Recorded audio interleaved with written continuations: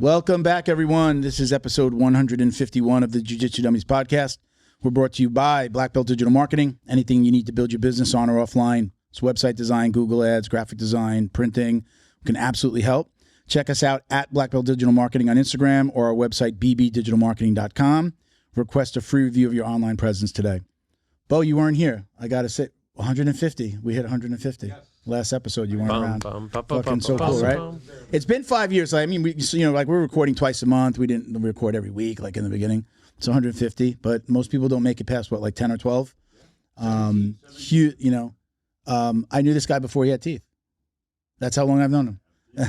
Now he's got those choppers. What a stud. Yeah, man, I couldn't have done this without Bo. He's been like just a huge part of getting this done and made me do it like I wanted to go small. Like I just kind of wanted to be like, hey, let's like just do it. We just did it small. He was just like, no. If we're going to do this, we're going to do it the right way. This guy was sitting. The first place we shot was my ex-wife's boardroom in her building. And this guy's like sitting on the table, and we're all at the end, and he's like recording, and we did it with like one camera, so it was like going back and forth, and it actually wound up being really cool. He's zooming in on people. It was like a set kind of thing, and then we've now evolved to this. So thank you, Bo. I appreciate you. I'm glad, and I'm very happy you got your teeth. For people that don't know, Bo just got a new set of chompers. He looks freaking amazing. Thank you, brother. It's all you. I'm just over here fucking up the script. Oh, see, I said the F word too early. My name is Milton Campus. I'm a black belt training out of South Florida. We got Christian behind the camera. We got Bo is back from vacation. Woo! Don't forget to like, comment, download, share, click that subscribe button. We appreciate all the support. Joining us today is the co-founder of EFC Combatives, Jay Wadsworth. Thank you. Welcome, brother. Appreciate you. Second time? Second time? Second time. Yep. We had you in studio the first time, right? You were here. Okay. Yep. We're going to bring you guys on in a few minutes. We got Ben Stark doing co-hosting. Coach Ben Stark here for co-hosting duties. He's are we going to be doing this more often? Yeah. Is this like a thing? Yeah. Are we like a couple now? Oh my God. And you could ATT Palm Beach Gardens, right? American for those that don't know, American Palm Top Beach Teams. Is it with an S? I saw it written as like Palm Beach Garden. No, Gardens. It is with the S. Okay. Even though we're in Lake Park now. Okay, so look, real quick, I told you guys I was going to shout this out. Before we go too far today, I want to make sure that we shout out Richard Bressler. For those of you that don't know, he wrote this incredible book, Worth Defending. Right, Bo? Got a picture of that? He's in the hospital right now. I believe he was in the hospital in California in like UCLA's hospital. He's in Texas now. I think it's got like with a specialist. I couldn't find anywhere where they've actually released exactly what's going on, but it was like life threatening. He's on the road to getting better. So not only is this an incredible book, you can get this on Amazon. We just found out that my producer Christian produced the audiobook recording for this. Small world. That's fucking really cool. Again, you can get this on Amazon, and I guess you can get the audiobook on Amazon as well. All right. So one of the main things I wanted to do, mentioning him, so those of you that don't know him, right, he was Rorion Gracie's first blue belt here in the United States. Not necessarily like the first student. I think he might have had a few white belts come and go, but Richard Bressler stuck with him. Richard loaned Rorion money for the UFC. Like, he's the guy that wrote the check that I think got it over the finish line. Like, he borrowed money from his parents and then like lent it to Rorion. So great book. This is really cool. The obstacles that he endured, drug issues, like Cali, smoking weed all the time, being a loser. His family owned like a burger shop. He wasn't into like being in the burger shop, finds jiu-jitsu. And here we are now with like UFC being as huge as it is, right? So awesome. Amazing. I'm going to put his GoFundMe in the description. So when this comes out next week, we usually film on Friday, it comes out by the next Wednesday. You'll be able to donate to his GoFundMe. We really appreciate anything that you guys can do. We'll share it online as well. I might try to put it in my link tree on Jiu-Jitsu Dummies. Yeah, anything you guys can do to help. He's a great guy. He's been amazing. He's done so much for the community. And if we can give a little bit back, that'd be awesome. All right, guys. Let's get him up behind me. There we go. Awesome. Yeah. I got to go this way. All right. Maybe this way a little bit. All right. So let's do a couple of shout outs. We are brought to you by academysafe.org. Academy Safe is a nonprofit whose mission is to help clean up the martial arts by advocating for background checks, U.S. Center for Safe Sport certifications, and concussion training for all coaches, staff members at every academy throughout the United States. And we're going to do Canada. Found out we're able to do Canada. The back end that we have, it'll be launched in a week. So we'll say we're powered by NBC Universal's Sports Engine. Logo on the site. So freaking cool. It's they power the background check, the safe sport certification, and concussion training. And why concussion training? Obviously, we're doing all martial arts, so that's important. But some people that like we're saying, like, should we do that? Why do we need to do it? If you have that concussion training, I don't know if it'll make your insurance cheaper, but sometimes they're requiring it now for Martial Arts Academy. Do you know? No? I haven't been required to get it. But ever since you started with this, I've been actually like following it pretty closely. I like all the ideals. I just don't particularly know how to go about doing it all. We're gonna So you're gonna do it all on our site. Okay. So you're gonna get the background check. You're going to pay. There's an annual fee. We'll talk about that later. There's an annual fee, very small. You would sign up, and then your coaches need to sign up. That's the thing, right? So we're trying to weed out the creepers, right? Background checks, keep out the bad guys.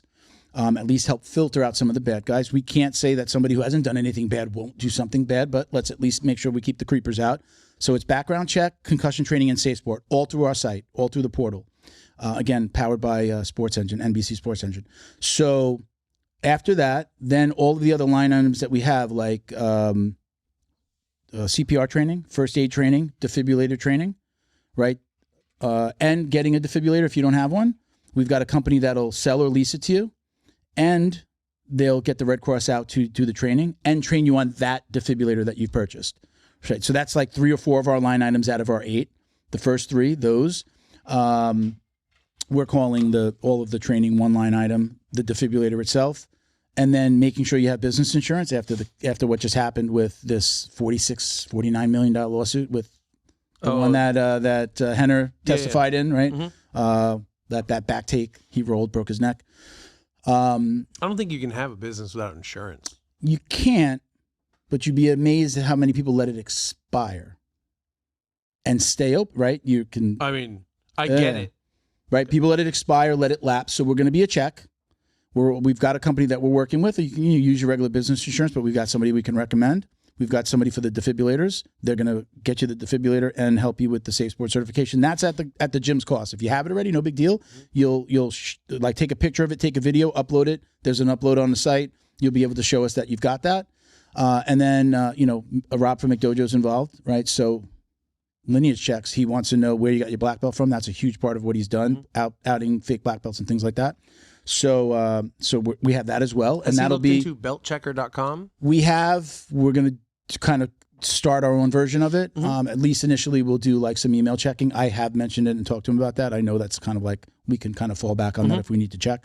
But we want to email if that person's still alive. Right, we would email and verify.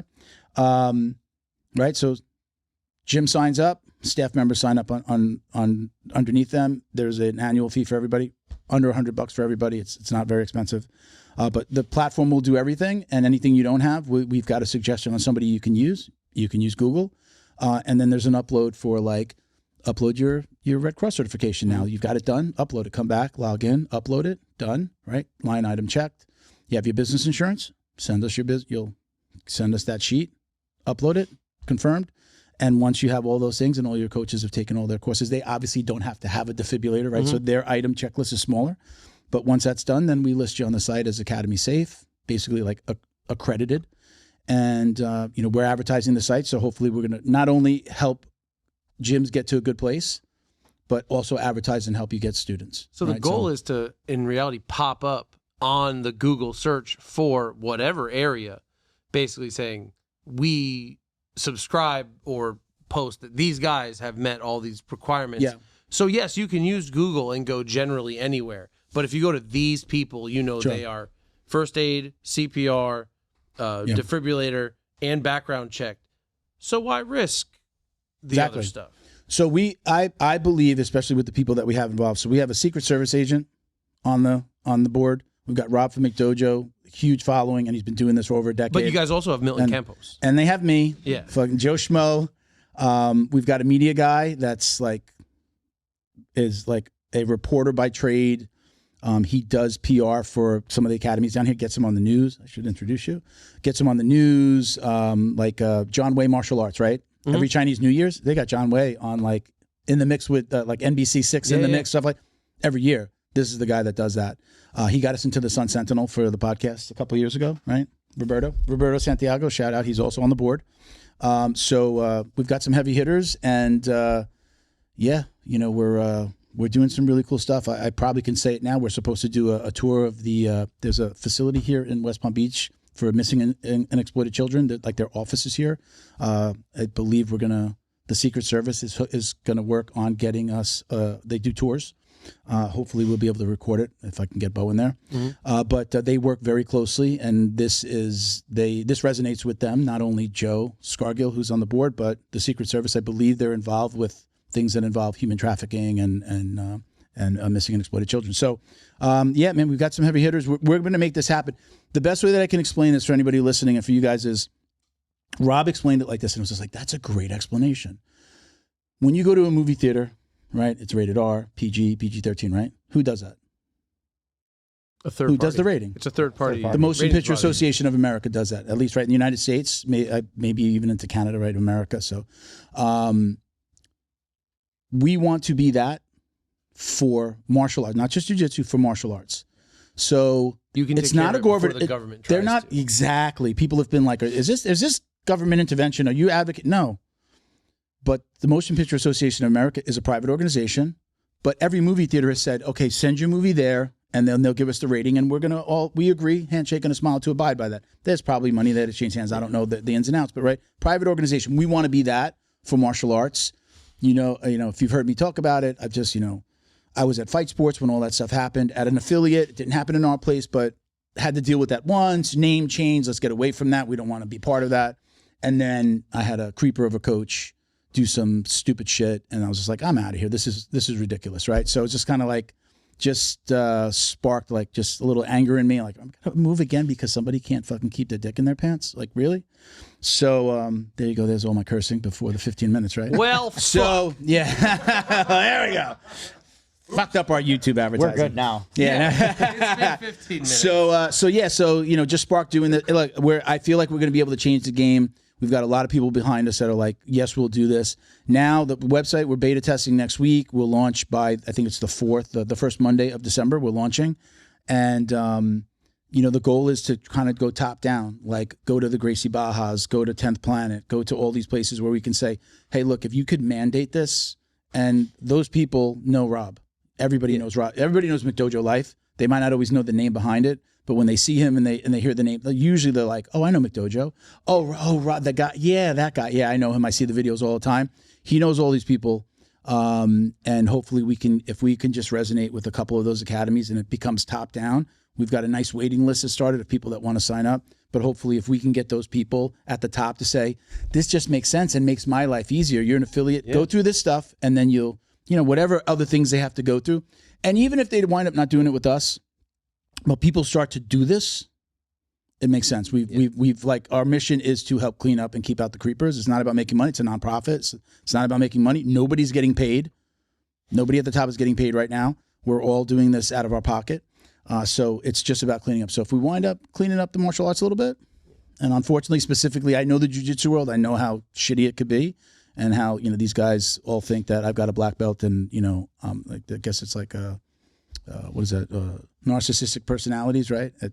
I'm not talking about you, Ben. You are amazing. You are. Tell me more. Tell me more about me. Anyway, look, you can. But if you really right think about it, if you're like, I don't want to do that, why? Yeah. Like, Again, I understand a background check isn't cheap, but okay, cool. But as a whole, it is though. It is cheap. Really? It is cheap if you do it through like a service, like we're bringing them tons of background checks. Like, my only thought would be financial, or just lack of knowledge. You're an academy owner. Would you pay $99 a year to be listed on a site, to go through all these things? Again, your coaches would pay $75 a year. Any coach over 18, if they're a staff member or coach, non-paid coach, right? They're a coach. They're a staff. They're involved with kids and the women in your class. They should be checked. Then there's going to be a list and show that you've got all of these things done, and we're advertising for $99 a year. Yeah. That's not nominal in the overall scheme of things. I think that that's pretty cheap. Right? Yeah. $99 a year is less than $10 $99 a year, right? To make sure you have all these things. We're helping you get these things. We're going to, put you together with people for the defibrillators. We'll get you the Red Cross out there. Like we're doing it almost for you. We'll get everything right to you. No one has a problem with first aid, CPR, and defibrillators. There's only one reason that people don't want to get involved in something like this. Yeah, because they know something's going to come up. Yeah. And that's fine. Don't list yourself. Before I moved to Florida in 2023, I was coaching with wrestling and varsity soccer for the girls where my girls played. And I had to do the background checks. I had to do the concussions. I had to do, the safe trainings, all those. Every year you had to update on those. Yeah. It's like if the high schools are making their coaches go through it. Dude. Right? And a majority of the coaches are either people they already know in the community or are probably teachers of some aspect than, going to an outside or a private identity as far as a gym. That's going to help. Yeah. So we're following, this is the company, NBC Universal bought NCSI. NCSI is the same, right now, USA Wrestling has the older version and does the first two. Joe Scargill, our board member, the Secret Service agent, love saying that because Secret Service agent. He is a coach and he's registered. We went to lunch after the last podcast he was on, and he was just like, he was showing me, he's like, oh shit, my background check's out of date. He's a Secret Service agent. He still has to do it through the platform, right? Because the same company owns it, that may be transferable to us, so he might not have to do it again because it's literally, they bought NCSI, and NCSI is doing the background check, right? So behind the scenes, that's who's doing it. So he might, and the safe sport is absolutely, if you've done it before, it's transferable. You don't have to do the course again. The background check and the concussion, same thing with the concussion. The background check's the only thing that's not transferable. I can't have you say, if NCSI did it, maybe, we're finding out if it will, but if you've done it someplace else or through another service, we have to do it. We can't be responsible for you saying, here's my background check. It doesn't work like that. Is the safe sport... And we're using the same protocol as USA Wrestling. It's the same. It's already it's working for USA Wrestling. They're like, we believe that you should be using the same exact protocol, and we are. So the things that could possibly come up, it's the same as USA Wrestling. They would tell you you can't coach, you didn't pass a background check. Okay. Go ahead, I'm sorry. The safe sport, is that the first aid CPR, or is that the concussion safe sport? protocol? US Safe Sport, US Center for Safe Sport was born out of the sexual assaults that happened in the gymnastics. Okay. On the women's gymnastics team. So this thing was born, and it's basically there to kind of protect like Olympic sports, right? That was like their mandate, is like to, but any sport can go register. And the course is basically like what not to be doing and also what to look out for. So as a coach, are you seeing something inappropriate, and what should you do? Like, are you seeing grooming? Do you understand what grooming is? Do you see it? So it's available for parents. Parents don't have to do it to us. You can go right to Safe Sport and do it. But it's for coaches, but parents should do it because they need to recognize certain things. And I basically say, I don't know what you tell your parents. Do you have kids classes or is it all adults? I've been saying, if you're a parent and you have a kid in martial arts, with what I know, I just wouldn't leave. I'd stay during class. I know it's hard. I know sometimes it's like drop them off in the front. I would stay whenever possible, just because you just never know. Because nobody that's ever been assaulted ever, like a parent of a kid that's been assaulted, never ever was like, should I stay today just in case they get assaulted? Like, it's just like, right, you just never know what's going to happen. My daughter now trains jiu-jitsu. She's about to be 5. I can't stay, and it's my gym. Yeah. Because I'm the problem. Yeah. She knows this is Daddy's gym. Yeah. What are you telling me to do? But the second I leave, angelic student. Yeah. Well, let's let everybody know, right? You can check us out at academysafe.org. By the time this airs, we're beta testing. We won't be live till the 4th. After December 4th, you'll be able to go on, sign up as an Academy owner. Once you sign up as an Academy owner, we give you a link that we share with your student, or excuse me, your coaches, your staff members. Like the lady at the front desk needs to do this. Why shouldn't she know how to handle a defibrillator or have first aid training, right? So it's every staff member. After the fourth, we'll give you that link. They'll click that link and they'll register under you. So we keep it all together. And if anybody, like we are a nonprofit, so if anybody wants to donate, you can see it right there on Academy Safe. There's a GoFundMe link. There's a PayPal link. You can set up recurring donations, all that good stuff. So we'll leave that there. I appreciate everybody. We went long on that, so sorry. Thank you to our friends over at Flow and Roll. Hands down the best custom gi and no-gi gear in the business. Visit them on Instagram at flow_and_roll. Check out the custom designs they've done for academies across the country. You get 20% off with code JJD on any of their website stuff. Gym owners ask them about their pre-order program. It's incredible. Very little out of pocket. Get your stuff on their website so you can get everything you need for your academy and your students without laying out a ton of money. It can be like a $5,000, $10,000 order, a couple $100, get the art done. He puts it on the site, takes the orders. You get your piece. You get your gear. Your students get their gear. You don't have to lay out all that money. Shout out to Leao Optics, right? Hold on one second. Sorry, guys. All right. The go-to brand for sunglasses and apparel featuring their unique bamboo sunglasses. Born in Southern California, their products embody the BJJ lifestyle that we all know and love. Visit Leao Optics and use code JJD for 10% off your order. I always like to, right? Got that little. They're sharp glasses. Yeah. Right. You gave me a pair last time. Oh, you got? I got the wood grain. They look Yeah. so good. My Yeah. wife stole them from me almost instantly. Already? Yeah. All right. I think I have more coming. Cool. So next time you're around, I stole them back. I might even have I might have a pair. I think we might have a pair in a box somewhere. I'm not sure. Awesome. That's it. Appreciate the patience. Welcome, Jay. Man, Thanks. let's talk about EFC. Appreciate man. it. How you doing? Good. Super busy. I was gonna say I follow all your stuff online. I see that you've gotten the busier. You just announced Did you announce some big kind of deal that you're gonna be like a police department that's hired you guys? Didn't you just post something the other day? Yeah. Did you guys work out a deal with somebody? So we have tons of courses, obviously, Sure. coming in for 24 is sold out, and 25 as far as hosts. We're booking into August and through December. So we're really filling up the hosts, stuff like that. We're doing different things as far as project wise. We're rolling out our agency program, which means if the agency has 1 or 2 EFC instructors, their whole agency can be entitled to accessing our entire app, which has all the training videos, all the documentation, that type of stuff. Sure. So let's take one step back because I'm introducing you definitely people that don't know who you are, or didn't listen to the first episode. Tell them what EFC is, who you are. Give them a little bit of background if you can. I'll jump in and ask some questions, but give them the rundown. All right, yeah. So Jay Wadsworth, co-owner of Effective Fitness Combatives, EFC for short. But it's a full spectrum combatives training program.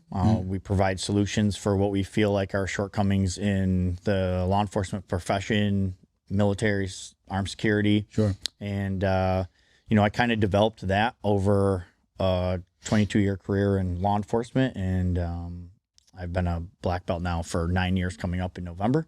Okay. So I have the martial arts experience, fought a bunch of amateur and some pro MMA along with that. So kind of integrating the two together. Sport is the quickest way to by far build those skills. Sure. But there's a fairly large integration into what we do with weapons and environmental concerns and circumstances. So that's pretty much been my deep dive. How long are you still on the job? Nope. So I retired April of 2023, and then I moved to Florida in July. How many years did you put in? 22. 22 years. Did you leave because the EFC was taking off, or was the move? So I had contemplated doing 25, but realistically in my retirement system, 25 really didn't do me too much more. You talking about maybe pension wise? Are they doing a pension there? Right? Yep, in a pension. So we launched EFC officially in May of 2022, and by the time April came around the following year, it was it's a full-time job. Yeah. So I know my dad was a cop, and I just remember, I'm going back obviously decades. I remember when he knew he was going to retire, I guess it was the pension is determined by the last 5 years. So do they do that? It varies. So he worked per a ton of overtime in those last 5 years to build that up, because then it's a percentage of your pension is a percentage of what you made in those last 5 years. Yeah. So ours was your pension was basically 3 consecutive year, your highest 3 consecutive years at any point. At any point in your entire Yeah. oh, wow, So like that's mine nice. actually were like 13, 14, and 15 Yeah. before I started doing a lot of traveling training. Okay. Because I was just crushing overtime, and Okay. then I started doing in my free time more outside training and contract work. So it minimized that. And when you're younger and you want to take every overtime that comes across the board and those types of things. Yeah. Do they do like detail? Did you do like detail, like be at a club, be at bars and stuff like that? So- Does that count as overtime, or is that separate? We didn't do a lot of that. So I was on a very active urban SWAT team. So we had a lot of overtime that way. Yeah. Or through like gun violence grant units, they would post stuff in certain times of the year where, you'd go out, take extra shifts and whatnot. Yeah. So that, and then court, like I just suck up all my overtime in court, Yeah. taking extra details that way, or call outs, or Yeah. So how long have you been training jiu-jitsu? I started training jiu-jitsu approximately 2004, 2005. Well, you were on the job already? I was on the job already. Was it like, did you see the need, or was it just something that you were doing and it was like, oh, this is great for... Yeah. No, Will and job. I had this conversation on the way down here, and he had asked that, and I was graduated the academy in 2001, and it was a year or two after that I was actually having to make a DWI arrest on a guy that was much bigger than me. Yeah. And his blood alcohol was over 2.5, so like it was pretty high, and he just decided sound effects. Wee. he just decided he didn't want to go to jail that day. And so, he started to actively like be assaulted. Like he just went to throw a punch at me. And it was at that point I was like, thank goodness I'm athletic. Yeah. Thank goodness he's so drunk that when he threw a punch, he fell down himself. But, usually the case. even though backup's not that far away, like 2 minutes in a fight, if someone's beating you up, is not It's a bad 2 minutes. time. it's a bad time. That's right? a long. That's a long time. And we're not it's even- usually like seconds, right? We're not even talking about weapons being introduced or being taken at that point, right? So that was at that point I was like, all right, I got to start finding jiu-jitsu and training. And again, Well, did you even know? Did you even know it was jiu-jitsu? Oh, yeah. You knew it was like. Oh, yeah, I okay, watched the and- first yeah. UFC. Oh, and- okay, you knew. Yeah, I knew. Yeah. But there was nowhere to go to jiu-jitsu near us. Like, Yeah. it Where was, were you? in Western New York, like Buffalo. Okay. Oh. So like the highest ranking guy at the time was like a brown belt. And that was like an hour On the and a- force. Yeah. On the No. what do you mean, Like in the area? like an hour and a half away from us. Oh shit! Yeah. Right. Yeah. And you talking back then too. It was pretty thin. Sure. Yeah. So we'd either have It's to drive to. 2004, not 85. No, but in New Yeah. York, upstate New York. Yeah, but Buffalo's a major city. Yeah, no. but- It's a city. Don't take out the word major. I think, Yeah. right? I mean, not they a major invented city. buffalo wings, bro. That's Yeah. major. I mean, yeah. But like we were literally driving hours to do seminars and privates with people, and then come back and getting the best wrestlers in the area to train, and that's kind of how it came about. And so, when was EFC born? What year? EFC was actually born in 2022. Okay. Oh, so real super recent. But Yeah. you were already doing this training, but you didn't have a name for it yet. Correct. Yeah, I was. So the department went through a change at the head, and the chief that got hired ended up being like a military guy and a big avid wrestler. Mm-hmm. And he basically knew I was training and doing some MMA fighting at the time and stuff, and it pulled me aside and he's like, I don't care what the state's doing, because at that point the state was still doing like PPCT, which is like one ply toilet paper when you have like diarrhea. So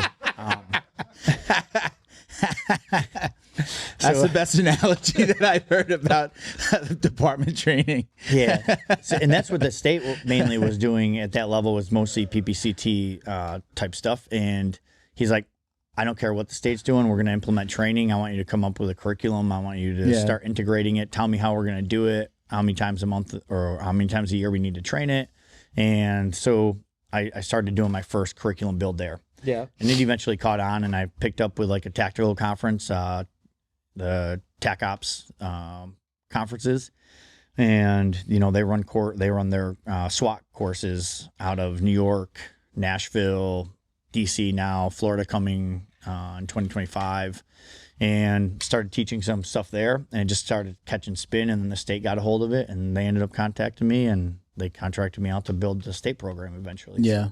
So I was doing that. I was working with C4C on helping run some of his stuff. From C4C, you're talking about I know the handle.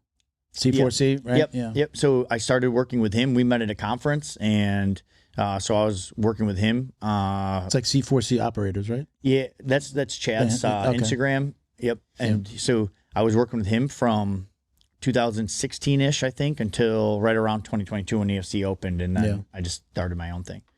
You have cops up there? You got any cops that train with you? I got a handful. Actually, my longest standing cop is, I believe, the title in the department, like the PT or the DT, the guy who runs the defensive tactics, defensive training. Like a lot of police departments call it defensive tactics training. Yeah, we got the Tequesta DT trainer is one of my guys. Oh, okay. Yeah, all right. cool. So Yeah. he's carrying over what you're teaching him. Yeah, I've been talking to him for years. Like, Unlock the power of your online presence with Black Belt Digital Marketing. Their reputation management program ensures your Google business profile seen by more potential customers. Black Belt Digital Marketing is your full-service digital marketing agency specializing in local SEO and reputation management. Boost your business today. Visit bbdigitalmarketing.com. Your success is their priority. Miss your morning routine, Bio Pro.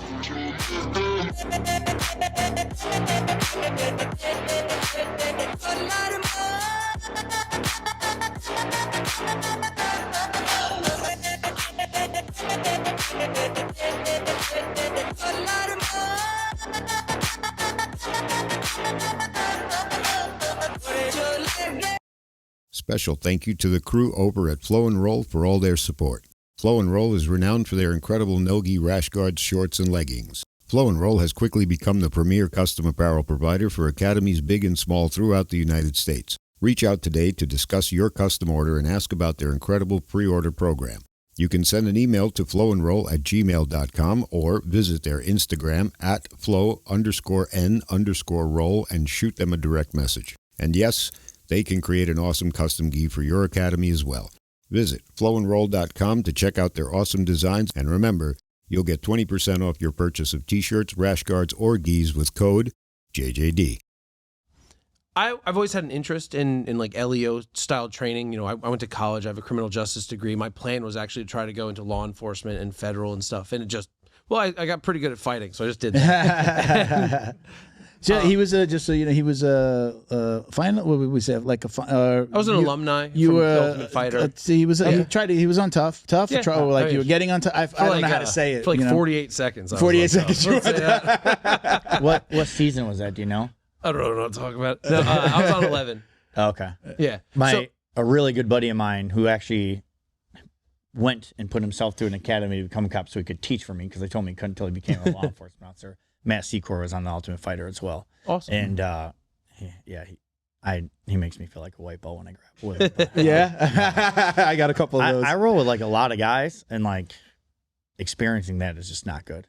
Yeah, there's always some people that are like, what is, like, I'm good at this.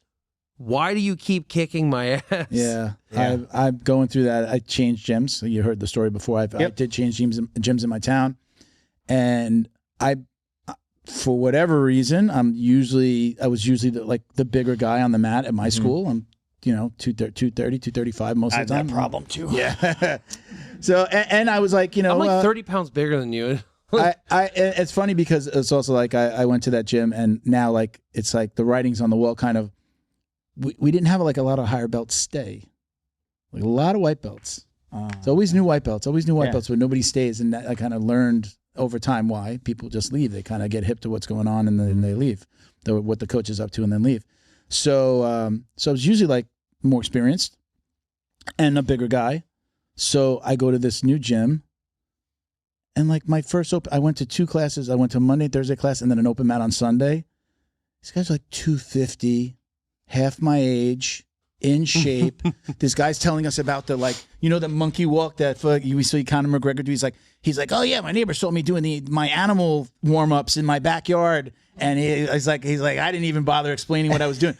He's showing us what he's doing, and I'm just like, he's like, you want to roll? I'm like, no. No. I'm 50. I go, how old are you? He's like 26. I'm like, I'm 51. It's not going to be any fun for you. Yeah. You're just going to beat me up, and I'm probably going to get hurt. And I wound up hurting myself with a freaking blue belt. He's probably actually in his 40s. Blue belt. He's a freaking sailor, like this kind of sailor, like raise the like on a team, I think. This guy was built like a brick shithouse. He was, again, like 250, a little bit taller than me. And I just, blue belt. He just sat, like held me down in side control. And then I like tried to get, and I pulled that's when I either gave myself a hernia or like, pulled something here. So I was out for 3 classes. I was out for a month. So it's just like, I can't, like, they're talking about big guy. And these guys, they have, the school is so cool. They have like all the other gyms in the area besides my old school. And now I understand why. Everybody comes to the school, like the coaches from like American Top Team in the area, like, these other guys come. And there's just like all these black belts on the mat. I'm just like, this is like ridiculous. I'm like, let me go over here with like, if you're younger than me, you better be a purple belt. Like it's tough, man. But yeah, I get that. I feel that. I think we're all around the same age. Yeah, like I'm 42. 46. You guys are babies. You guys are still babies. But like I already have to kind of like pick my partners. Like there's like 5 guys. I'm like, okay, how bad? Like I got 19 disc injuries, so I like. Oh, how come you haven't rolled with the new guy who's like just blah blah? No, we're the same size. You're gonna break my back. I've avoided people before. I'm just like, that guy's got no pause. Like he's just got no slow motion. He doesn't get. You could say let's flow, and he just doesn't do it. He's just a young guy or a kid. Just doesn't get it. He's not leaving his ego at the door. I've avoided those people in the past, but I've never been like, yeah, I can't even be over there with the guys my weight because like they're just like, again, my weight, half my end in shape. Like they're like coaches and they're doing this shit for a living, and then they're coming to this open mat and just like beating the hell out of them. I'm like, oh man, you'd be surprised. Like as a coach, I train the least as I have in the last 24 years. Oh, when you're coaching, it's tough because you're putting more time into coaching. Like running EFC, I was having this conversation on the way down here as well. Like my competition cardio is taking a huge hit running EFC. Yeah. I'm training a lot, but I'm not getting the competition cardio in. I'm more coaching. I'm running a business. Like so you recognize as that competition cardio, but do you also recognize like, wow, I'm getting so much more technical when I do this? Sure. Yeah. Do you feel that? Sometimes I feel in certain positions I am. I've really become more open-minded of like, I'm not very patient when I grapple. Like, I could be patient and like not like force action and like, but like when I grapple in the gym I just constantly am trying to like force action and grapple. Sure. So like sometimes that's good for me. Sometimes it causes me issues. But like growing up, everybody but one partner, my one partner Cameron was like my size. Everybody else was like, one of the guys was a fullback for the Bills. He was 245. He was the gym owner at the time. Little linebacker. Yeah, and now he's like 225. He's got his black belt the year before I did. And one of the guys I worked with actually on my SWAT team got his black belt after I did, but he was a power lifter, so he walks around at 220. I've been training with C-Corps for quite a while as an instructor for EFC and for the state. And, he's walking around probably at 230, 220 now. He's doing negative 99. I think he did Ultimate Fighter at 170. Like, I don't even know how he did that. Like, So these feelings that I'm having are normal then. Sure. No, because you guys are truly coaches. This is size I'm a student. Shaming. Okay, you guys are talking about, he's so big at 225. Oh, he's so 230. Will's a black belt. I got to roll with Will, right? At least he's nice. What do you weigh, Will? Yeah. 300. Okay, finally, someone bigger than me. Jesus. I'm over here at 255 going, I wouldn't have guessed 300. And he plays a bottom game like a lightweight. You have to. You have to. When you're as big. Is he inverting? Is this guy going to invert on you? Like and grab a like? He is. He's like, he is. Yeah. How old are you? 30. Oh, Jesus. See, when you're a full-grown adult, you have to Remember start when you're 35? I did. People hate, right? I thought I was 21 You still gotta when I was start on 35. I always tell people, I still see the 19-year-old punk in the mirror. Not so much anymore. I see the same 19-year-old in the mirror. Not anymore. Like, the statement. Not anymore. The last couple of months, changing schools and getting hurt. Like I've had like 3 shoulder, knee, hip. If you could pick an age to go back to, like in terms of like, my physical prowess or what I was doing, like what age are we thinking? Mid-20s. I would go 30. I'm doing 28. Like 28 was like the first time I was like, "Ooh, I'm making money." Were you doing? But were you doing martial arts? Yeah, I was at that time. fighting. Were you doing martial arts at that time that you said? Like I wasn't doing martial arts. I did a little American Taekwondo at like 20. I mean, it's the most legit. What's wrong with that? And then nothing else.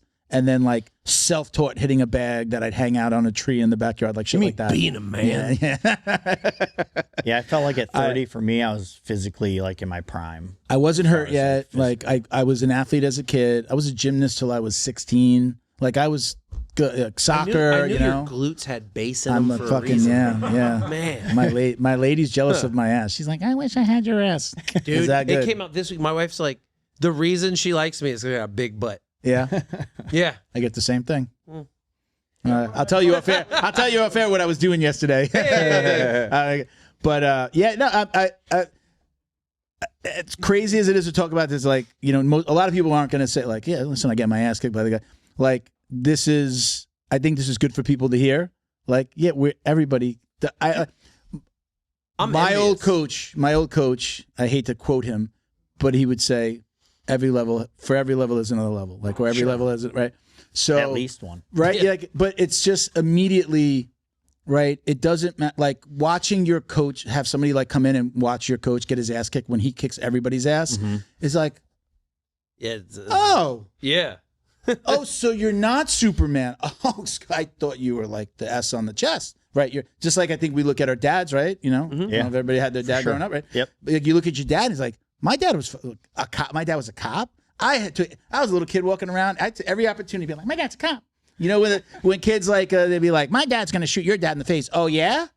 My dad's a cop. He won't even get in trouble. I used to, every opportunity, right? So it's just like, we all think like that mentor in jiu-jitsu, at least. I know that I did. I'm just like, oh. And then to watch like somebody younger come in and like kick his ass, it was just like, oh, shit. And I actually believe like he stopped rolling with us. I'd see he'd roll with other people. He stopped rolling with his students, which I thought was strange. And he'd always be like, oh, this is hurt, that's hurt. But then somebody would come in for an open mat and he'd roll. But his ego was, my students are getting good. I can't lose to my students. And he stopped rolling with us. I let my students tap me like all the time. Like, so we, at EFC, we do what we call lunch rolls, and it's kind of something that we had. What do you call it? What is it called? Lunch rolls. Lunch rolls. So we give everyone a lunch break because we have 8 or 10 hour days, depending on which model they pick. So we break them for lunch. They can leave or they can stay and we do an open mat. We just do live rolls. We set the clock for like 45 minutes and we just roll. Now this is during an EFC class, Yeah, during the class, Okay, yeah. all right, cool. We'll tell, hey, if you want to roll, pack your lunch. We'll roll for 45 minutes and then we'll jam food real quick for 15 and then go right back to training, right? What else do you need? Yeah. So, of course, I always tell people, like, I'll roll with everybody in class that wants to roll. And obviously, more and more, I start, like, thinking to myself the statement of, like, Father Time's undefeated is, like, it's a true statement. Sure. It truly is true, right? I think I'm still, like, young and can, like, go super hard. And the next day, I'm like, okay, maybe I won the battle, but the war was lost. It's right? never worth it. It's never worth it. But like, so I roll with everybody at lunch and I don't see these people particularly every day or every week. I see them probably once or twice every year, maybe once or twice every year too. So when they roll with me or the first time they roll with me, I get everybody's best roll for 4 or 5 days, every hour at lunch, you know, and say there's 25 to 50 people in the class and say 3/4 of them stay and roll. I may do 30 rolls throughout the week against 30 different people of all shapes and sizes and skill levels, you know, and they all got one pace. Hey, I'm rolling with the head instructor. Yeah, right. Yeah, like they got to you know, prove so- something, right? Dude, I'm old. Stop it. So like Chill I've out. really gotten better at, like I know when to go hard and when to go, but I've really started to get better at like knowing how to go that 40, 50%. And if they're going hard, I'm still just working at my 40, 50%. And I never used to allow myself to do that. Now I'm getting better at doing that. Yeah, I that's actually been my answer is like, just because they turn it up doesn't mean you got to try to match it. You got to use jiu-jitsu to like try to catch them in something, work at my pace, be sneaky. There's few things Throw as a rewarding wrist lock or two in there. as having a guy who's just giving you their all, and you're just like, I got your sleeve, or you got your wrist, and my foot's on your hip. Yeah. No, keep trying, and all right, cool. But like, can you I calm know down like now? at my gym now, I teach, I train out of black tie Brazilian jiu-jitsu up in Cape Coral. I know at my gym now, like if I go to comp class, like every roll's going to be a killer roll. Like that's what you're going to comp class because it's every roll's going to be super hard and everybody's good, right? Now, if you go to class or open mat or whatever, you can just kind of pick and choose who you want to roll and how hard you want to roll. So it's, you know, I know which class I'm going to and what to expect. And if I don't feel like going, balls to the wall that day, then don't go to comp class. Yeah. If you go to comp class and you don't feel like rolling hard, like it's the wrong day to go to class or the wrong time to go to class. I've lost the like I'm not embarrassed anymore to be like I'm good. Like if somebody asks me to roll, I'm just like, and again, I know that they don't know how to flow, or they don't respect, they don't truly understand like, hey, how much older I am than you, or that I might be hurt. I have no problem being like, no, man, I'm good, man, thanks. I'm gonna want you to get one of those young guys over there. Like I'll point him at, hey, what you guys want? Why don't you guys match up really well? Or I'll pick my roles, even if it's a guy that's going to give me a lot of problems. If he's skilled, I at least know how he's moving his body. Yeah. Right? Rather than going with like someone less skilled that's going to flail around and might hurt me because they're going to make a movement that you're not used to them moving. And this happened to me a few weeks ago. I had just tweaked my like hips during like a hip switch, and my lower back was off a bit. And I went to class and like we were rolling. I think it was on a Saturday morning we do 10-10s on Saturday. And I'm like, I got to get a couple rounds and I just need to at least sweat. And the two guys I picked to roll with are guys that like at any given time in a comp roll, they could sub me or I could sub them. They're both very good. But like I knew that the way they move isn't going to injure me as long as I don't injure myself. Right? I usually, what bites me in the ass is when they're heavier than me. Yeah. I'm not so much worried about the skill, like their skill being better, but it's just when they go, like they're big and they don't know how to like manage the weight. Yeah. I said for a lot of years, especially on the podcast, like when I'm rolling with somebody, they don't, especially when they're much smaller, or when rolled with women in my academies. You guys look for the bathroom. I would say that I'm doing two things. Like I'm obviously doing jiu-jitsu, but I'm actually trying to manage my weight so that I don't hurt you. Right. Yeah. And I think I got really good at that, especially, listen, I was a guard puller for a long time. If you're smaller than me, I'm usually going to pull guard because I know that one little slip up and I fall on your rib cage or something, and now you pop that floating rib, or I know that. I'm conscious of it. I think I did a really good job of, especially with the girls, like I'm not only practicing my jiu-jitsu technique, but I'm also trying to manage like how much pressure I put on you, because I don't want to hurt you. And I also don't want to be that guy, right? Nobody wants to be that, don't roll with him. He hurts all the girls, or he hurts all the younger or smaller people. I feel like I was the guy that people would be able to be like, they knew that I wasn't going to tear them apart. Plus, let me just say this. So I would also like, my thing was, if I tapped you once, if they were aggressive, I would try to tap them once, and then I would save it for the very end of the roll. Now I'm just going to do jiu-jitsu. I'm going to be defensive. I'm going to play my game. I might see something, but I'll show you that I have it, but I'm letting it go a little bit more catch and release. And then I would kind of play a little game, 30 seconds. Let me try to get something. Let me try to tap them. But I wouldn't just do tap, tap, tap, tap, tap, tap, and I feel like some guys are like that. Like they're really super great. They just want tap, tap, tap, tap, tap. What, like, I don't really think you understand, like, what are you really working on? Like, nothing. Float, move, give up position. I mean, there's a time and a place to be a machine gun. we're going to competition. I got to catch. I got to catch. Absolutely. I gotta catch. Absolutely. Cool. Get your timing down. Yeah. But putting yourself in bad positions, I think, is a really a smart thing, right? That's just a known thing in this world. Right? Yeah. Distinctly underutilized. Well, even like Gordon said for ADCC this year, he only trained like 10 days up to it. Yeah. And he's like, in the Yuri match, he's like, he went for submissions a couple times at the end and he missed them. And he goes, I never miss submissions. He basically was like, my timing was off. So at the highest level, like his timing was off because he didn't have the training days he wanted in for submission stuff. Right? It's timing. So like, if you're training for comp and you need to get submissions in, but like just subbing someone because you can sub them 100 times doesn't necessarily do either of you any good. Yeah. Something you said I wanted to touch base on real quick was like, you would pull guard so that like you know how to control your weight and do things.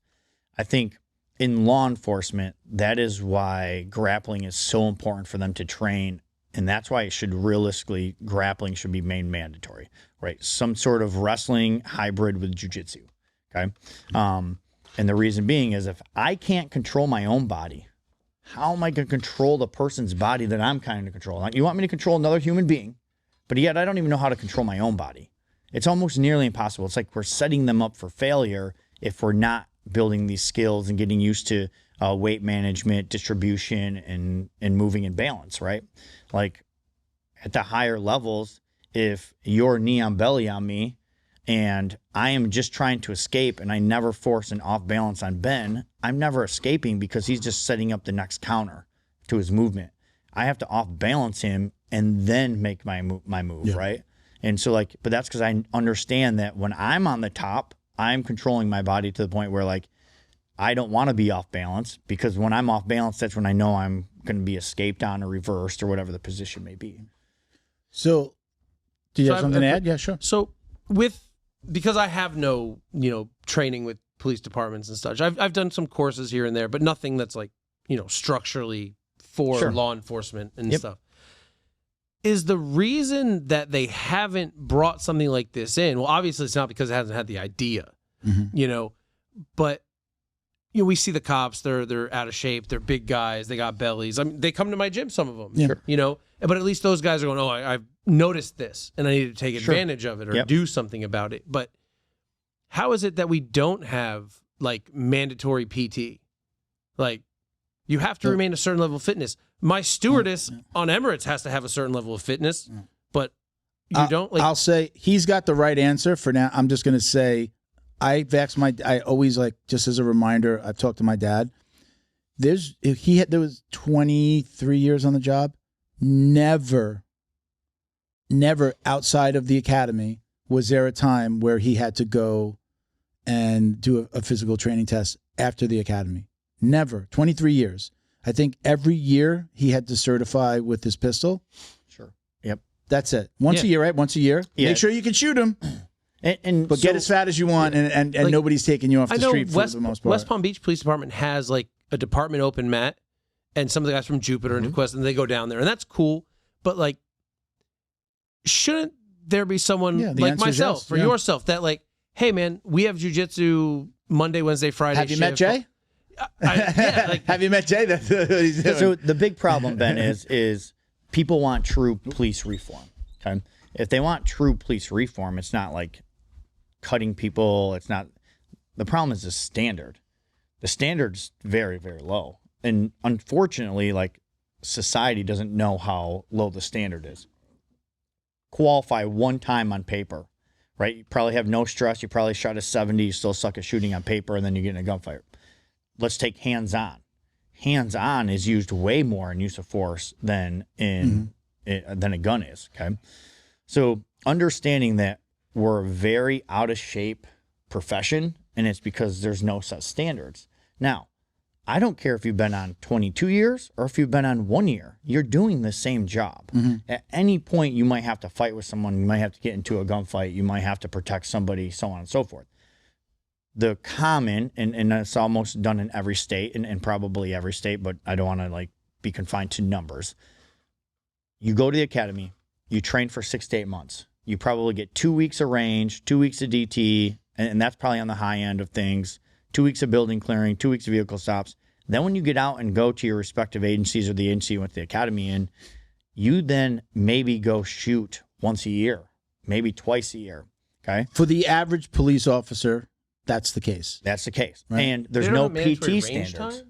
There's no PT times, right? So like now I have to pass a PT test to get into the academy. I have to pass a PT test to get out of the academy.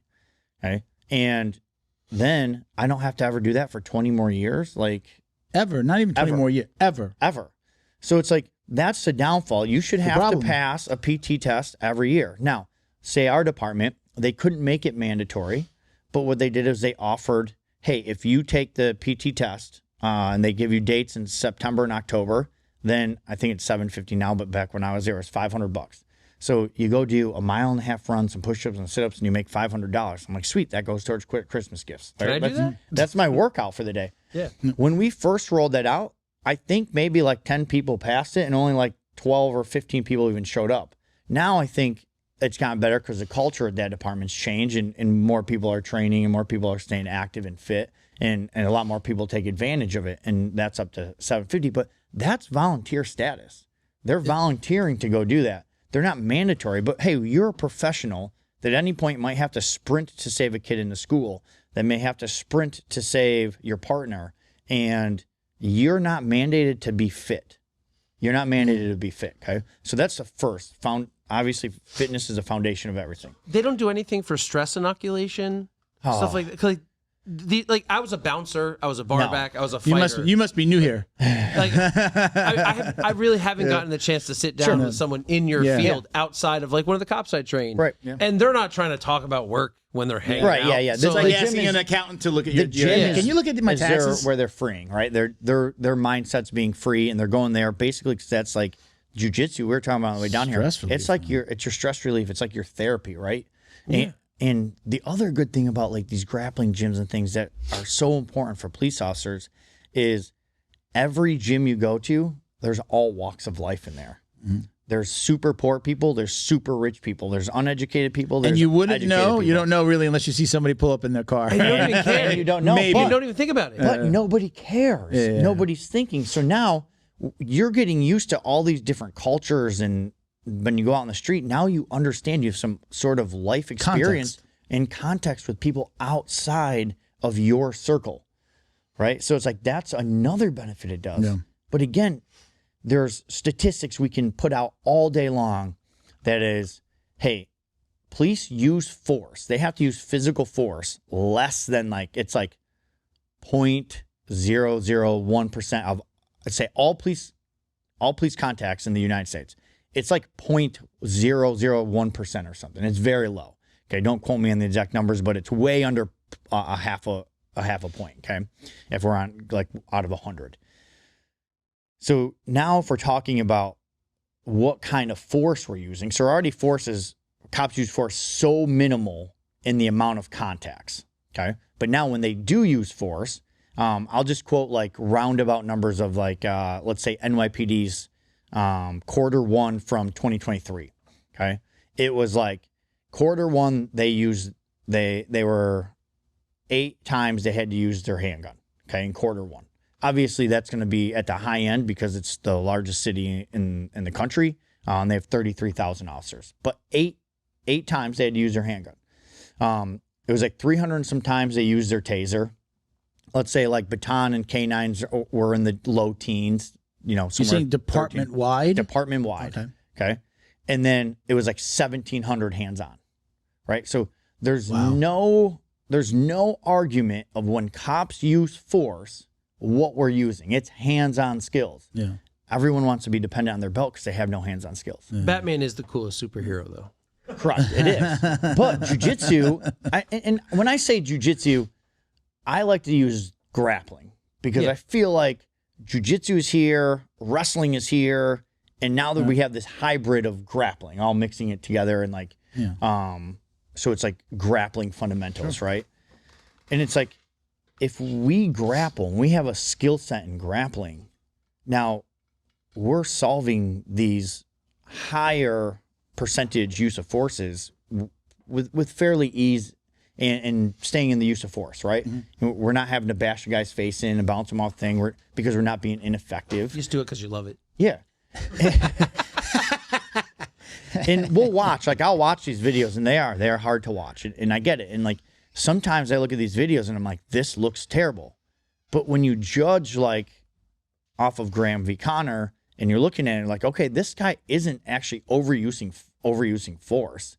It's ineffective. So it's giving the appearance of being an overuse of force. And it's really, truly not. They just are being ineffective. They're punching this guy and the guy's still fighting, but the punches aren't doing anything. Again, a punch, if you punch me, okay, unless you incapacitate me, the punch is just pain compliance, basically, right? Look at UFC. Every round now, what do? Significant strikes. He's got a shirt that says "Pain equals compliance." Right? I do. Right? That's my favorite. It's my favorite. See, I should have wore it today. So it's like significant strikes. Some of these MMA fights have 100 significant strikes, and nobody's knocked out. Yeah. No one gave up, right? Like they're still fighting. So we have to understand when pain compliance fails, where do we resort next? So now we have to go back to like control. If we don't know how to use our hands, we're more apt to have to go to a taser or get more stressed and make a poor decision. Where if you have good hands-on and then you work the tactics and the integration of things, your true police reform is training continuously. The problem is we don't train them. Even training once a year. What's once a year going to do? Nothing, right? Maybe we can work on problem solving, coming up with a plan and having some communication. But then if you put stress in, it fails. So like our level 1 is all based around building skills in the combatives environment. And again, your guy's a DT guy, and that's the overused word in police work is you're a DT guy, you're a range guy. Okay, but your gun problem becomes my hands-on problem or vice versa in less than a second sometimes. Okay, so law enforcement is silo training. The range guy doesn't know how to fight with his hands, and the DT guy might not be a good shooter. But if I'm a DT guy and my problem's 25 feet away with a gun, I'm going to wish I was better at shooting. Mm-hmm. If you're a range guy and you're good with your gun, but you and I are in a phone booth, that dude's screwed. So, right? Like I'm taking his gun from him. So it's like that's why we named it EF Combatives, okay? Effective Fitness Combatives, is because I want it to encompass combatives for the environment, different weapon systems, uses of force, rather than defensive tactics. Defensive tactics is one silo. Range is one silo, right? You mentioned stress inoculation. Amazing that you bring that up, right? Because you guys understand that human beings react under stress in 3 primary ways: fight, flight, and fear, right? So, or fight, flight, and freeze. If you freeze, that's really bad, right? Human beings fight pretty good moving forward as far as like the way they move forward and they go. And flight is poor because we just continually go backwards, which is going backwards on the same trajectory is not great when we need to have movement. And I always say, we always have to be able to be mobile and be able to move in police work. Movement's life. But there are times I need to control this guy and I need to be hands-on. And if you don't know how to solve that problem, now you only have one route to go, right? So like breaking down these silos, but it's continuous training. We need legislation that's mandating these guys to be fit, okay, where they have to pass a PT test every year, and they should be training minimum once a month, right? I have a question about that Maybe specifically. Even once every 2 weeks.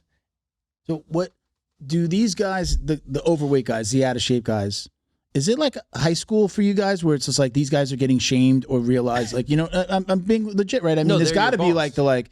yeah, you know, I don't want freaking overweight Bob here, you know, I don't want him coming out on a call, you know, and should you were a SWAT operator, right? Yeah.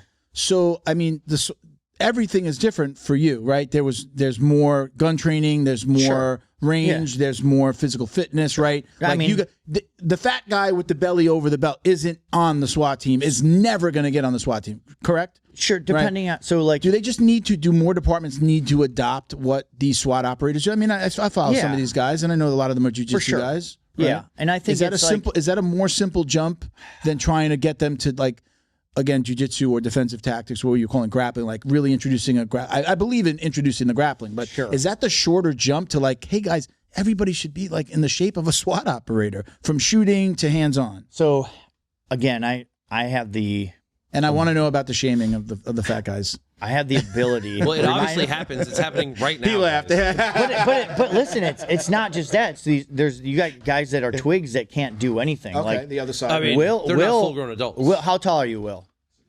6'2", 300 pounds. What a But Will man. can roll 10 What a 10-minute man. rounds with you, right? Like he can roll you up and move. So like, you know, there are PT tests like the Cooper standards, which is very common, and it's like you have to run 1.5 miles in this time, so many push-ups, so many sit-ups, and it's all age and gender. Do you know what the time specific. is? I'm wondering how fit I am. So like you would be in the 40 to 49 bracket, okay? So your 1.5 mile time, depending on if you're running at the 50th percentile, 70th percentile, 90th percentile. But if you're trying out for SWAT and say you're a 42-year-old male, and then I have a 24-year-old male, he has to run it in a higher time, do more push-ups and more sit-ups for you, but you're doing the same job. Yeah. Right? So like the Army has now changed their PT program to an age gender neutral PT test, more job specific. Good. Right? Because you're doing the same job. So maybe let's just use female versus male. Okay. So if I have a 40-year-old female, her times are going to be probably like to run 1.5 miles in the 16 minutes, right? Where you have a 20-year-old male, he's got to run it under 10 minutes, right? So like understanding that's almost half, but they're both going to be a police officer to do the same job. They're both going to be running from the same guy or at the same guy, right? With right? So like so it's not as just simple as like just train like with a SWAT, because like, again, I'm super lucky. I've been teaching at the tactical conferences for years. I was an attendee first, obviously. Then I started teaching there. And not all SWAT teams are equal, right? Like in New York State, let's use New York State for example. There is a DCGS, which is Department of Criminal Justice. There is a SWAT certification where your SWAT team can be certified. Okay, and you have to meet physical conditions. You have to meet range qualifications every year. You have to train so much per year, so much per month on certain topics. Okay. When I left, there was 21 teams in New York State that were certified. All the rest of them are just cowboying it still because they can't meet the qualifications. But there's no penalty for them. Now, I'm sure if something happens to one of those teams, they get into an event and it goes to court, civilly, I'm sure they could be liable. Like, hey, there's a SWAT certification for the state standard and you guys don't meet it. Why? Right? So it's like there's no mandated thing. I think they need to mandate training for officers on a continuous basis, whether it's every 2 weeks or every month. And that can be rotating and grappling, range training, reality-based training, which we'll talk about stress inoculation in a minute with that, building clearing, vehicle stops. How many officers would you lose immediately, though? Right? But how many officers didn't you I would want say in the first more place? than half of the departments wouldn't be able to pass. So Correct, right? That was a big argument I heard. There was a department in Florida, I can't remember which, but they're saying you need a blue belt to be a police officer here. And they're like, you can't do that. You're not going to have enough police officers. Yeah. And it was like, yeah, but is it worse to have a few, obviously that is a huge problem, or to have the wrong people? The people go. that So aren't let you dedicated answer to the that. craft. So right now, there's a nationwide shortage in police officers. All departments are hurting.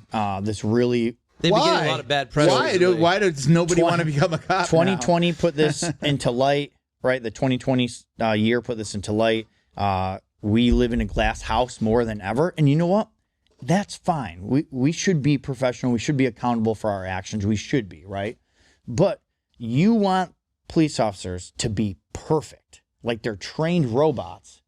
And unfortunately, the majority of them are the average human being that goes home and when he comes in, he puts a badge and gun on. And that's it. And he's no better trained than most people on the street. Yeah. Right?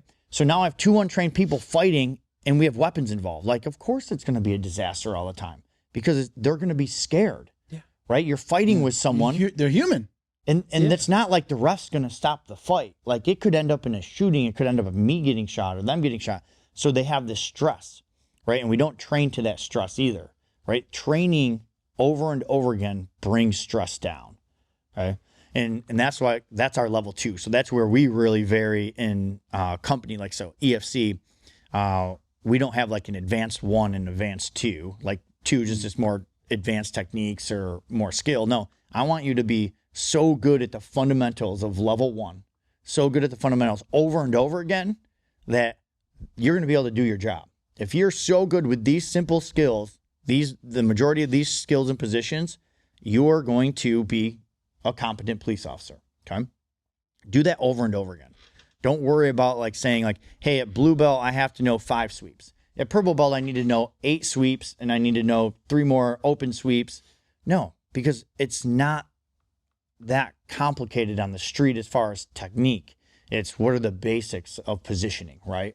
So underhooks, overhooks, controlling hips, controlling head, controlling legs, these types of things, and then doing it in a team setting.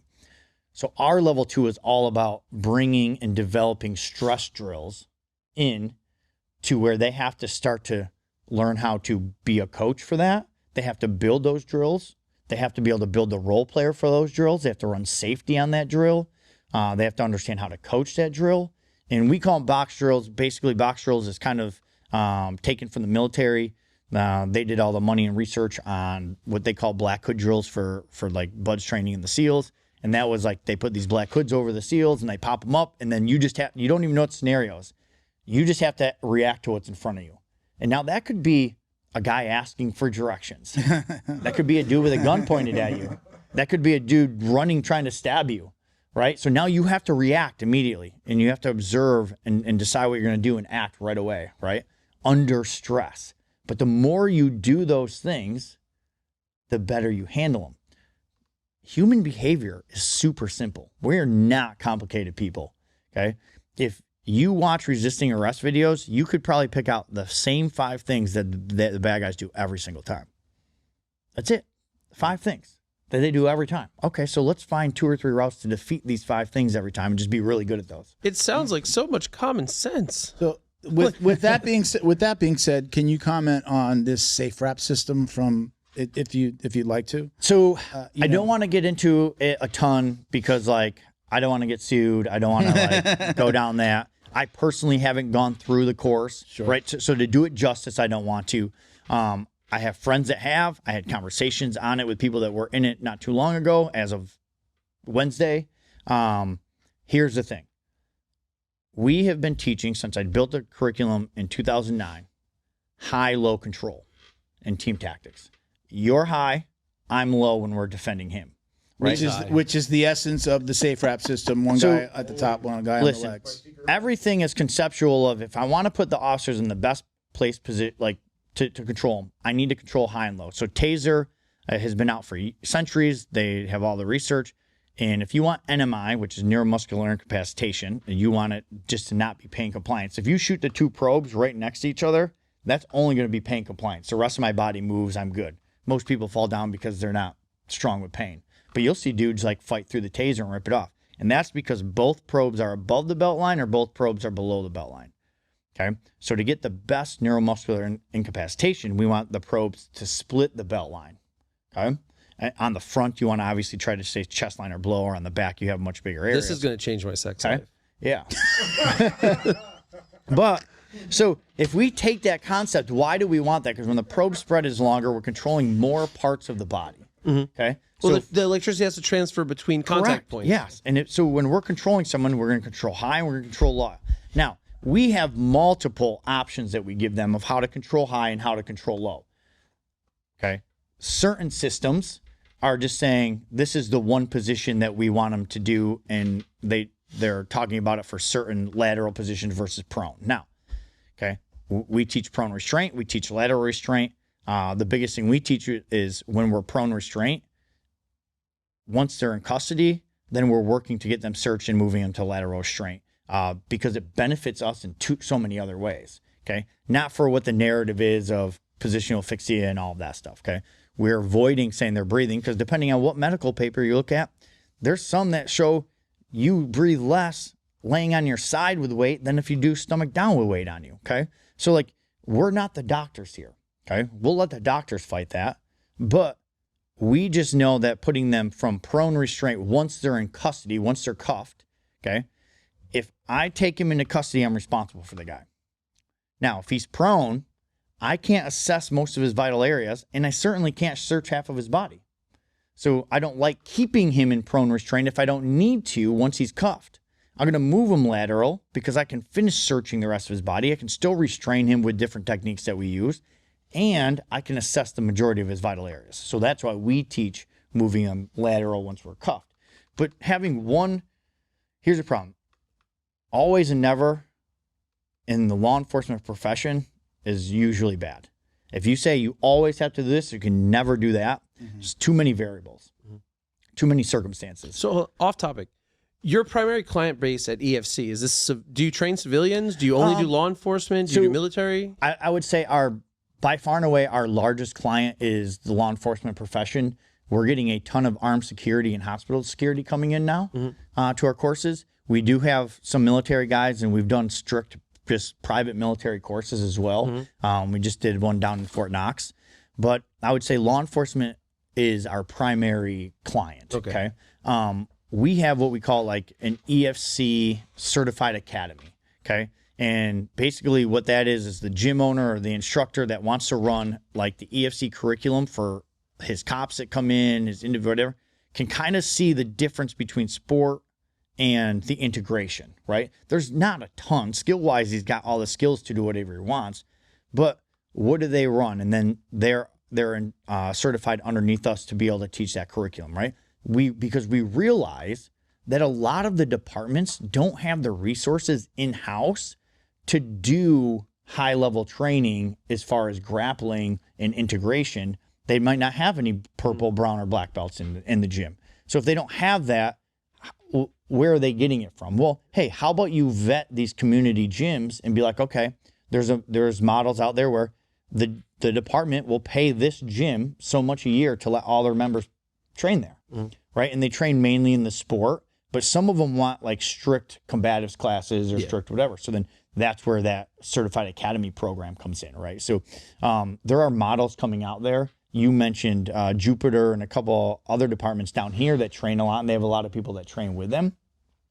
They're actually coming up with like grappling clubs at their department, and they're coming in on their off time and training. Some are allowing them to have an hour a day to train or an hour a week maybe to train on duty.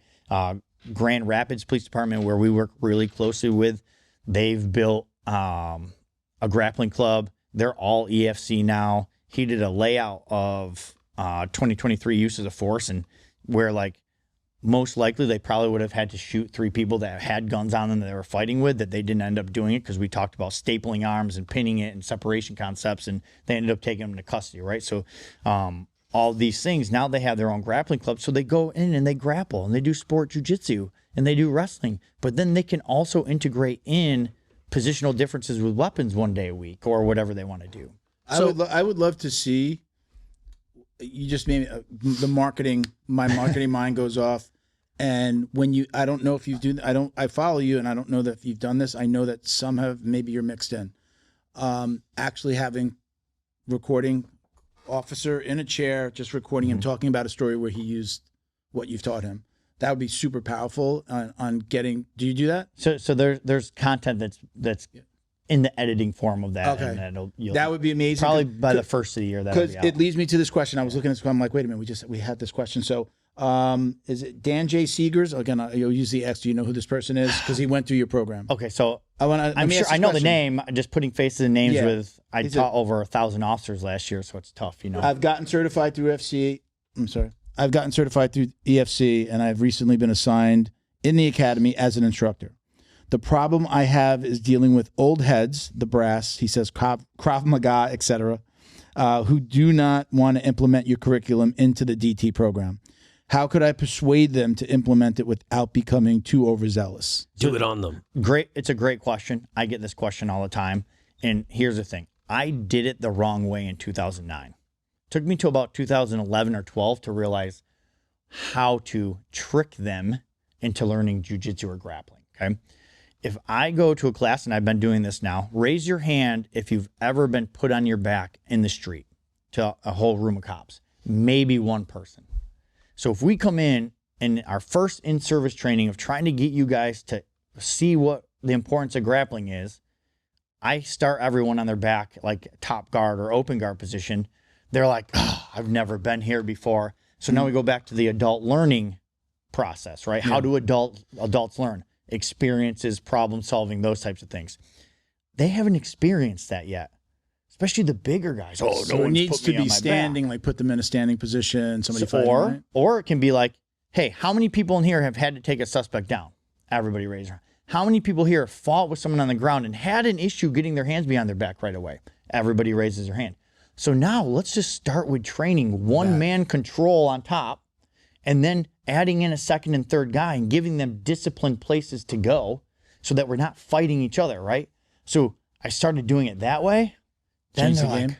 man, then say Officer John Doe and Officer Jane Doe go to a call, and they don't train grappling consistently. They're just doing the in-service, every quarter, every month training. And these guys didn't train, but man, one went high, one went low. They get an arm extraction. It looks beautiful. Now this old head's like, oh, maybe I better pay attention next time, right? So the first few years after I realized what I was doing wrong, I changed my teaching order of one-man control on the ground, two-man control on the ground, three-man control on the ground, and then built off of that. And the amount of people I saw wanting to then learn is crazy. You just explained the same thing that happens. That's a problem with academies. Yeah. With just the regular general public, which is, and I've seen it, like you have somebody come in and they're going to learn jiu-jitsu. I'm going to learn how to choke people. and they learn none of that in the beginning, and Yes. they're like, oh, I'm on my back, somebody's laying on top of me, they were sweating on me. Like, I feel like sometimes you got to kind of show them Tweak it. something cool, so they go, oh, this is so cool. I just really versus just okay, come in my guard and break this guard. And Right. they're just like, I've never been here. What is this? I thought I was going to learn how to fight. And although I believe you have to learn the basics before you learn the big stuff, Yes. you know what? Showing them of like really how to do a rear naked I choke think that's is part a of the, smart thing. the popularity with the recent like ecological approach Yes, to the jiu-jitsu. ecological approach. It is. People are, oh, I'm not just doing this stagnant thing, or like, you know, hey, this is what we kind of want to look for, and you give them like this cool example of you know, attacking a specific movement, and then like give it a shot, and they're like, man, I can't get it. Cool. Well, how do we get there? And then you go little piece, little piece, whole piece. I've had guys show up at my old academy, and if they were a bigger guy, I'd get matched up with them, and then it's just you could see it in their face, like, yeah, this isn't what I thought. I'm like laying in this. This guy's got his legs wrapped around me. What the fuck is, what am I doing here? And it's just, again, that they don't see the cool parts of it right away, and then they wind up. He's got a highlight reel in first class. And then with police work, we have a trouble of like, are they being able to retain it? Okay, so more so, what's the concepts of this position? And then we can add techniques in as we go, what skill works, right? But what order we teach it in to get the most reps for them so that the retainment is higher. So, Okay, so like on the ground, I used to teach takedowns and then ground control. But say you're not a cop or you're not a jiu-jitsu guy, and I teach you to do a takedown, where are you going? to the ground. To the ground, but then he doesn't know what position I want him to go to. He's making his bad habits. So now if I teach him the ground position, and then the next block is the takedowns, every time he does a takedown, he should be like, oh, there's a hand exposed. Here's inside position. Here's how to go to a low mount. Now he can get the reps in off his takedowns. If I do takedowns first, they build no more reps after the guy's on the ground because they don't know anything. You're using the takedown to kind of tantalize them, to then teach them the ground and then return to the takedown? I start the other way around. start ground control. So Okay. I was like, how do I better retainment for the students and build in more reps? Okay. Because what I got tired of doing was walking around the room and seeing them go takedowns and then having to fix everybody to go to a different place, right? Or, hey, there's an arm exposed, you should take it. Or, so I was like, I'm going to do the ground control first this class and see how it works, right? Then every time they took him down, I said, now when you take him down, you should end in a positive position with inside control, low mount, knee on top, chest to back. And so then every time they took him down, they got to end in a position they already had just looked at in the prior module. So now they're building those reps all over again. I've got one more question. So in line with what we've been talking about, this is his name was just Flynn, but it's Flynn VJE is the Instagram handle. He says, is the biggest motivator for officers to start training BJJ usually a single incident on duty, like being overwhelmed by a suspect, or is it a cultural shift amongst the officers in the department? So is it like, are you seeing a guy because it's like, yeah, everybody else is doing this, I really should know that, or do they have a potentially like near-death experience on the job and they're like, holy shit, I didn't know what I didn't know? So I would say both. One, like I started training because I had where I looked and was like, okay, it worked, but it could have been bad, right? Or it could have gone. I think right now there's actually, it's a small shift if you look at like overall numbers, but I think there is a shift of people starting to be like, hey, I want to learn this, I want to do it, right? Training is shifting a little bit, but again, we're way far off of where we need to be as a civilian policing profession. I think the most of the time it's an event. And the reason being is, again, go back to adult learning. I had a problem. I had a issue. I was scared. I got to solve this. Now, some people will avoid that, okay, and just quit or just be like what we'll call emotion light, going back to your question later about like pushing the guys that are like not great. Okay. Shaming them? Yeah. But shaming them like in a way where like you want them to train because you're backing me up, bro. Yeah. Right? Like you're backing me up. Like, do you want to back up yourself? Yeah. No, you don't. There's no way possible you want to back up yourself. But unfortunately, so many people, if they've never been in a real true fight, don't understand how poor they are at fighting or how much they suck. They don't know. Yeah. They don't know what they don't know, right? So like, They I think see it's red. an event. You see why I tell you, Bo, right? That whole seeing red is not a self-defense. Didn't they do a study that said the untrained man is 4,000% less effective than they think they are? So the average male in a fight, yes, there was a thing that went around online with this study. It was like, and I didn't read it in depth, but it was like the average male thinks he's 4,000 times more effective in a street fight than he actually is. But that's true. Yeah. If you talk to people, if you talk to other cops that don't train, Did you like see you'll do good. Like, I'll be fine. The best one I saw was the girl that's like, you know the egg. What do they call them? The Egg weights. Egg weights, right? It's a great marketing campaign. The girl's on the beach. She's asking people, "Do you know how to fight?" And they're like, "Yeah, I can kind of fight." So she gives them the egg weights, and she's like, "Okay, do some shadow boxing." And these guys are like awful. It's so bad. Like buff dude, you know, just like throwing hands. It's just like you could just obviously like start to see the way. I piece can't him even up. do it wrong anymore. Like it's just so like they start throwing punches or like throwing a kick, and it's so obvious. trained versus untrained. Yeah, it's just again but he just finished saying, "Yeah, I could defend myself." They're all wrong. Put it this way: take the best purple belt in your gym. That's an average size male. Let's say under average. Let's say under 180 pounds. Your best purple belt that's under 180 pounds. Dude, I got a 16-pound blue belt that I would put up against 80% of the population. Listen, so if you run him outside and be like, okay, go beat that dude up, render him unconscious. He's gonna render that dude unconscious. Yeah. There's nothing he can do to stop it. It'd take 3 minutes. Nothing. So now we take that sport skill and we have to just integrate it into what the use of force is, positions, right? Like we can't, especially right now, the DOJ has a very strong firm on vascular neck restraints. Yes, we all know that it's an uneducated guess because we choke people in the gym every day. Haven't killed anyone yet. We let our kids choke people in the gyms every day. Okay, no one's dying. Okay, but those are the rules we're given. Okay, so we can't just choke them. Knock on wood. Yeah, knock on wood. We don't believe in that stuff over here, yeah. buddy. Science facts. We talk about instead of over if we take the back, instead of having an over under. Why do we do an over-under? Elongated control. Yeah, and our number one attack is the neck at that point, right? So in a weapons-based system, the failure to the over-under is now I don't control one of his arms. So he can be presenting, my head's probably high by his high, I can't see that, and now he's... But if I go double unders and control what we call B grips of the wrist or A grips of the pinky line, now we control inside position. We're not getting high, we're working to achieve what...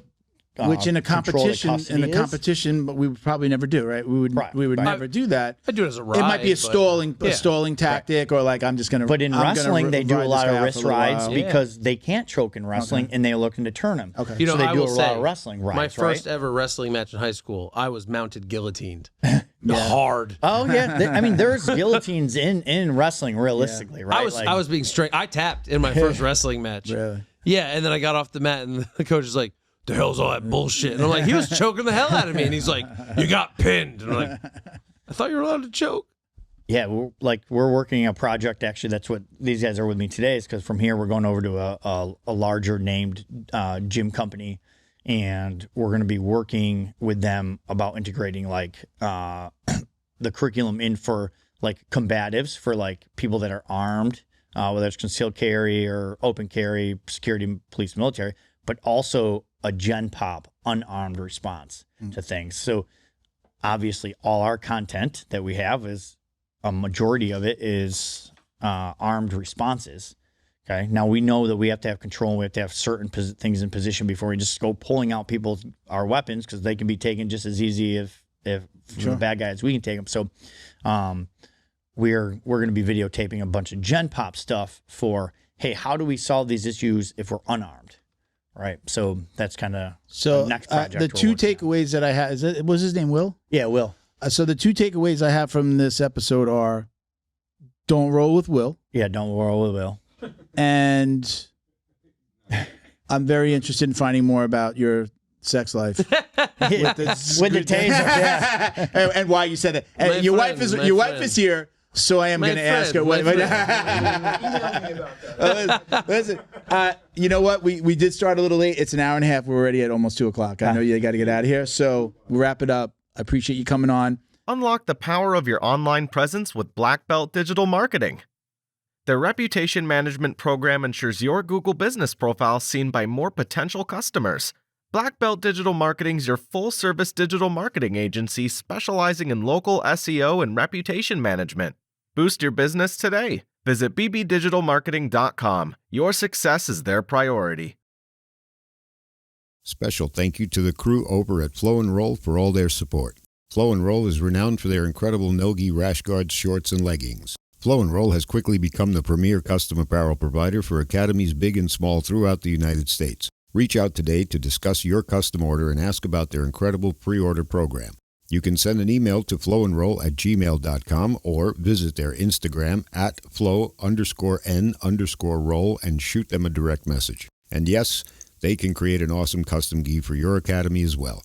Visit flowandroll.com to check out their awesome designs, and remember, you'll get 20% off your purchase of t-shirts, rash guards, or gis with code JJD.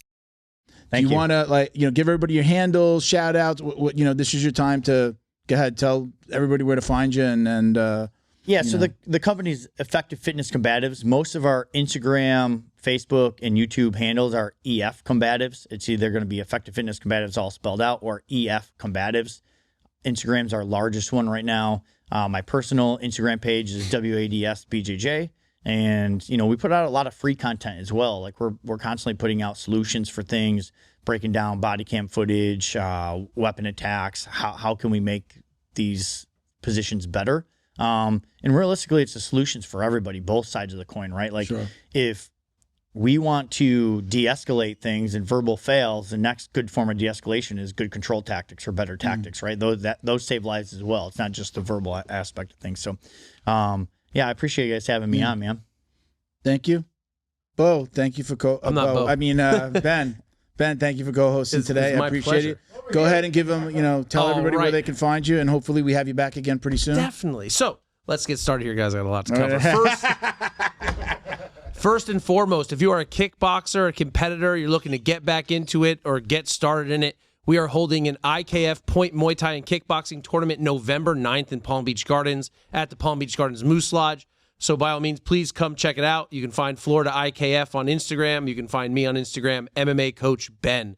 If you're looking for cool shirts like the Mean Coach Ben kit I'm wearing right now, check out hammerjujitsushop.com. And of course, if you are anywhere near the Palm Beaches, on vacation or for life, come check out my gym, American Top Team, Palm Beach Gardens. We'll get you trained up. Very cool. Awesome. Thank you both for doing this. Let me get a couple of quick shout outs. So thank you to BioPro over your shoulder right there. We got the boxes back there. Bioproteintech.com. Get $30 off with code JJD on their regularly priced kits.